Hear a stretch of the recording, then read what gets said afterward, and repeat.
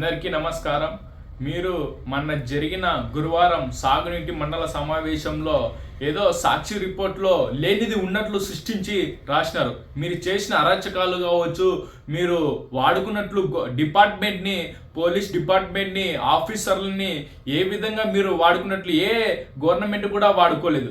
ఈరోజు మీరు ఏదో జరిగిందని చెప్పి సాగునీటి సమావేశంలో ప్రజల యొక్క సమస్యలు తీర్చడానికి అక్కడికి వెళితే లేనిది ఉన్నట్లు సృష్టించినా సరే ప్రజలు నమ్మటానికి ఎవరు కూడా సమసిద్ధంగా అయితే ఎవరు లేరు.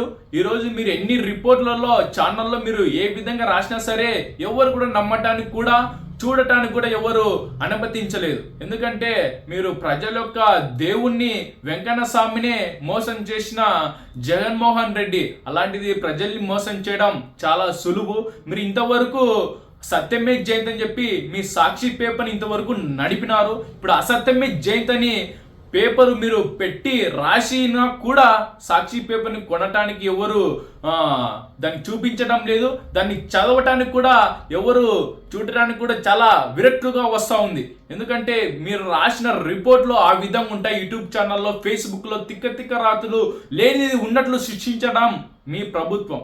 చంద్రబాబు నాయుడు గారు ప్రభుత్వం దౌర్జన్యాలు వద్దనని చెప్పే అందరూ చాలా మంది గమ్మనున్నారు. దౌర్జన్యాలు మొదలు పెడితే మిమ్మల్ని కొడితే సాక్షి రిపోర్ట్లని యూట్యూబ్ ఛానల్ కొడితే అడ్డొచ్చేవాడు కూడా ఉండడు. మేము ప్రజల యొక్క సమస్యలు తీర్చడానికి నారా చంద్రబాబు నాయుడు గారు విజయవాడలో జరిగిన వరదలు దగ్గరికి వెళ్ళి ప్రజల సమస్యలు తెలుసుకున్నారు. మీలాగా జగన్మోహన్ రెడ్డి హెలికాప్టర్లో వెళ్ళి ప్రజల యొక్క సమస్యలు తెలుసుకోవడానికి వెళ్ళలేదు. మేము ప్రజల యొక్క సమస్యలను, సాగునీటి సమస్యలను దగ్గరికి వెళ్ళి ప్రజల యొక్క సమస్యలు తీర్చడానికి వెళ్ళిన మా నాయకులు.